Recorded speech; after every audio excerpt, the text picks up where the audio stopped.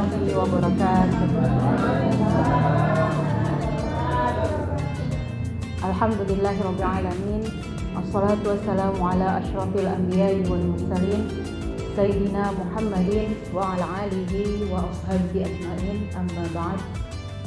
Rabbi shrah li sadri wa yassir li amri wahlul 'uqdatam min lisani yafqahu qawli.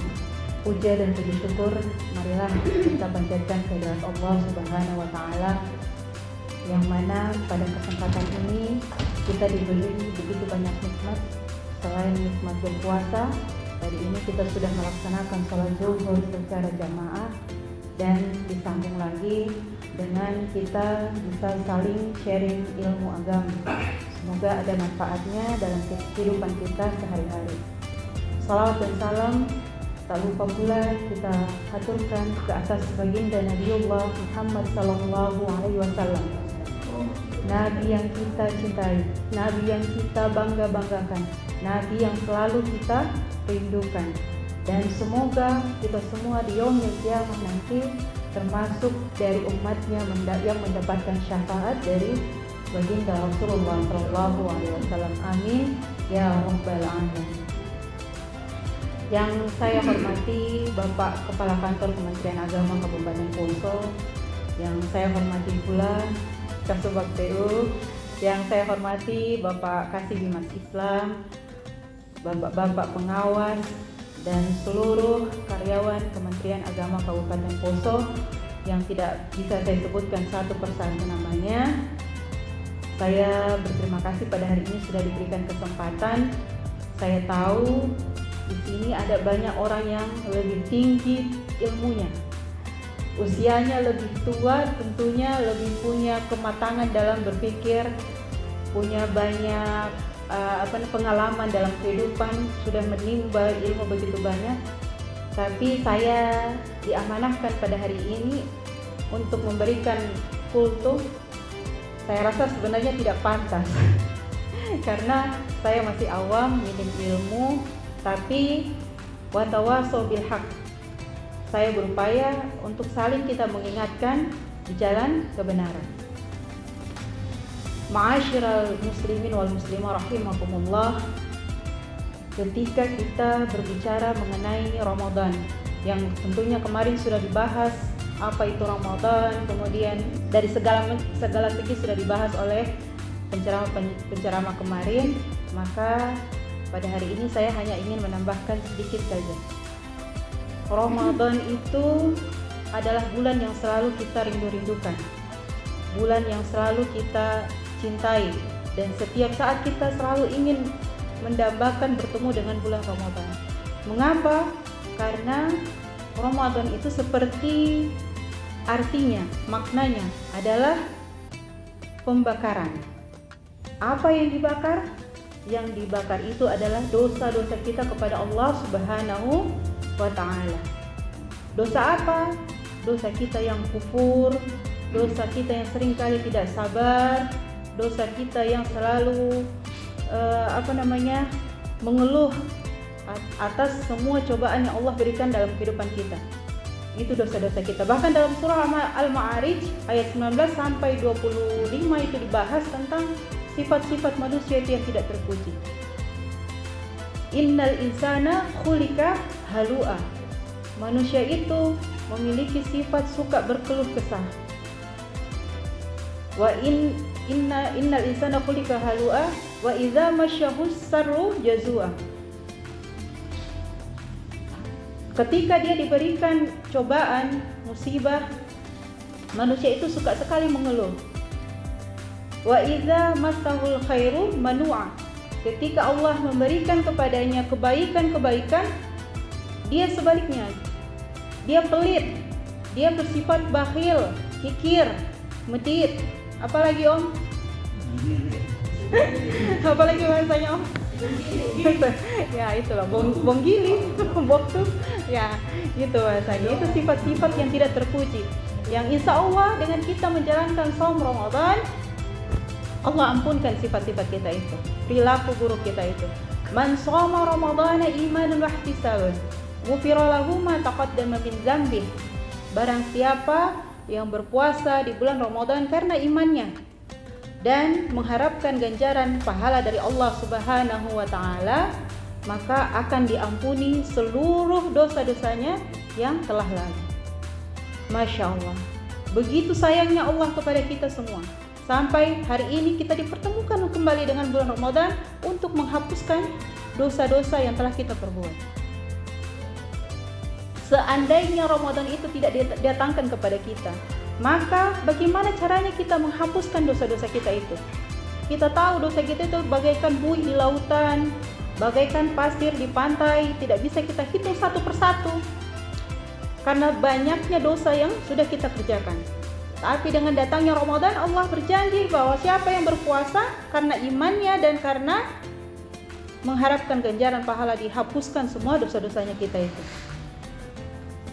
Maka sudah seharusnya kita mengucapkan Alhamdulillahirabbil alamin. Ketika Rasulullah SAW ditanya, apa penyebab manusia itu banyak masuk ke dalam neraka? Rasulullah SAW menjawab, al-fammu wal farju, mulutnya dan kemaluannya. Maka di bulan Ramadan kita disuruh mengendalikan mulut kita. Berpuasa, disuruh menahan lapar, disuruh menahan haus, tidak berhubungan suami istri, dilarang menggunjing. Kemudian disuruh kita juga menjaga kemaluan. Tidak dulu berhubungan suami istri sampai waktunya berbuka. Allah perintahkan itu agar kita apa? Kita belajar. Allah ingin mentarbiyah kita agar kita belajar menahan itu. Menahan hawa nafsu kita. Kita belajar mengendalikan diri kita, sifat emosi kita, sifat amarah kita itu kita belajar. Agar di bulan-bulan setelah Ramadan kita terlahir sebagai seorang yang bersih, yang memiliki nafsu mutmain. Kemudian kenapa dalam berpuasa semua yang halal juga diikut sertakan untuk ditahan? Bukankah makan itu adalah perkara yang halal? Minum juga itu perkara yang dihalalkan. Hubungan suami istri di bulan-bulan lain itu perkara yang halal. Ternyata maknanya Allah ingin mengajarkan kita bahwa di bulan Ramadan saja kita mampu menahan yang dihalalkan. Kenapa di bulan yang lain kita tidak mampu melaksanakan apa yang diperintahkan Allah untuk meninggalkan apa yang dilarang? Sedangkan di bulan Ramadan sebulan itu perkara yang halal yang diizinkan bisa kita tahan. Kenapa perkara-perkara yang memang dilarang oleh Allah kita lakukan kembali, sedangkan ada perkara yang halal bisa kita tahan? Maka kita pasti bisa juga menahan perkara-perkara yang Allah telah larang tidak kita lakukan. Itu salah satu makna dari Allah tarbiyah kita di Ramadan ini selama 30 hari. Ketika berbicara mengenai nafsu, ada hadis yang diriwayatkan oleh Imam Bukhari bahwa manusia itu tidak pernah puas. Ketika manusia itu diberikan gunung yang tanahnya dipenuhi dengan emas, maka manusia pasti akan meminta gunung yang kedua. Karena dia tidak puas cuma memiliki satu gunung emas, pasti dia akan minta gunung yang kedua. Setelah diberikan gunung yang kedua, pasti dia akan meminta lagi gunung yang ketiga.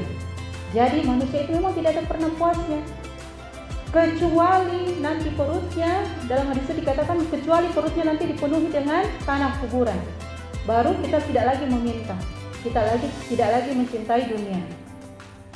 Itu, Masya Allah, perkara di bulan Ramadan ini kita disuruh berpuasa semata-mata Allah ingin memberikan pelajaran dan hikmah besar kepada kita semua, bahwa kita harus menahan hawa nafsu kita. Boleh kita mencintai dunia, tapi perkara dunia ini, kita tinggal di dunia ini tidak untuk selama-lamanya. Kehidupan dunia itu hanya sementara, hitungan detik, menit, jam, hari, tahun, mau sampai kapan kita tinggal? Kita tinggal di dunia itu sedang berjalan menuju arah mendekati Allah. Semakin lama umur kita, semakin dekat kepulangan kita kepada Allah Subhanahu wa Ta'ala. Bukan malah sebaliknya, semakin menjauh. Tidak ada orang yang semakin hari semakin menjauh dari Allah, tapi semakin dekat arah kepulangannya kepada Allah. Dan saat dia pulang kepada Allah, dia harus mempertanggungjawabkan segala perbuatannya. Inna daral akhirah lahiyal hayawan. Sesungguhnya kehidupan akhirat itu adalah kehidupan yang abadi dan selama-lamanya. Lau kanu ya'lamun, seandainya saja kita menyadari. Bagi orang-orang yang beriman, dirinya hidup di dunia ini bagaikan orang yang seperti musafir, hanya singgah sementara saja. Jadi dia berusaha mencari bekal sebanyak-banyaknya untuk pulang ke kampung halamannya nanti. Ketika diberikan dia jabatan, dia pergunakan jabatannya itu untuk berada di jalan Allah Subhanahu wa Ta'ala. Ketika dia diberikan amanah tugas sebagai seorang KTU, maka dia upayakan dirinya itu, dia pergunakan jabatannya itu untuk mengajak kita semua kembali kepada Allah Subhanahu wa Ta'ala, memperbaiki diri kita. Jadi tidak ada sia-sia bagi orang yang beriman. Makanya dipanggil ya ayyuhallazina amanu, wahai orang-orang yang beriman. Hanya orang-orang beriman yang dipanggil untuk berpuasa, karena dia tahu ada Allah, ada akhirat, ada qada dan qadar. Kemudian untuk apa? Untuk menjadi, kita ini semua maksudnya Allah akan menjadi la'allakum tattaqun, orang-orang yang bertakwa. Maka beruntunglah kita pada hari ini yang berada dan bisa mencicipi yang namanya bulan Ramadan. Maka sia-sia bulan Ramadan yang datang, yang Allah anugerahkan kepada kita jika kita lewati begitu saja. Kita tidak mendirikan puasa, tidak mendirikan qiyamul lail, malas mengaji, itu suatu kerugian yang amat besar. Padahal rahmatnya Allah begitu besar di dalamnya. Mengapa harus kita sia-siakan? Allah yang maha pengasih lagi maha penyayang yang menyempatkan kita berada di bulan ini. Man qama ramadhana imanan wa ihtisaban ghufira lahu ma taqaddama min dzambi. Barang siapa yang mendirikan lail, salat di tengah malam karena imannya, karena mengharapkan keridhaan Allah Subhanahu wa Ta'ala, maka Allah akan mengampuni semua dosa-dosanya yang telah lalu. Masya Allah. Dengan puasa saja kita sudah diampuni dosa kita. Kita mendirikan lagi qiyamul lail, kita tarawih, kita tahajud, kita dirikan sunnah-sunnah, salat-salat sunnah, maka itu juga menghapus semua dosa-dosa kita yang lalu. Jangan sampai Ramadan ini kita biarkan berlalu begitu saja seperti bulan-bulan yang lainnya. Padahal ini bulan maghfirahnya Allah. Jika di bulan yang lain kita jadikan jasmani kita sebagai imam, kita perhatikan betul kita punya jasmani ini. Kita belikan obat, kita belikan vitamin, kita makan makanan yang enak, bergizi. Tapi rohani kita tidak pikirkan, tidak pernah kita berikan makan. Maka di bulan Ramadan ini kita berupaya, kita jadikan rohani kita ini sebagai imam, dan jadikan jasmani ini sebagai makmumnya. Iman itu kita jadikan imam, dan nafsu itu kita jadikan makmum. Jadi jangan takut kalau kita misalnya sholatnya tidak pernah khusyuk. Ada orang yang bertanya kepada Rasulullah, ya Rasulullah, bagaimana dengan sholat saya yang tidak pernah khusyuk? Maka Rasulullah menjawab, jangan tinggalkan sholat. Ketika kamu meninggalkan sholat, maka disitulah setan itu menang. Jadi apapun gangguan yang kita alami ketika ingin melaksanakan sholat, ketahuilah bahwa Allah melihat kesungguhan kita dalam beribadah. Jadi tetaplah sholat. Meskipun terkadang hati kita teralihkan, Allah tidak akan pernah mengabaikan usaha kita untuk mendekatkan diri kepada Allah. Jadi kita nikmati setiap detik dalam sholat kita, walaupun terkadang kita merasa sulit untuk fokus.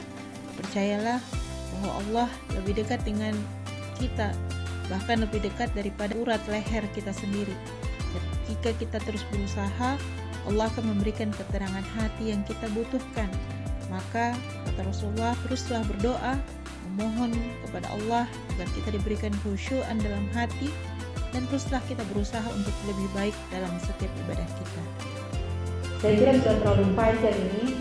Nanti kita bahas lagi kita kalau ada kesempatan yang lain. Jadi cukup sekian. Wassalamualaikum warahmatullahi wabarakatuh. Waalaikumsalam warahmatullahi wabarakatuh.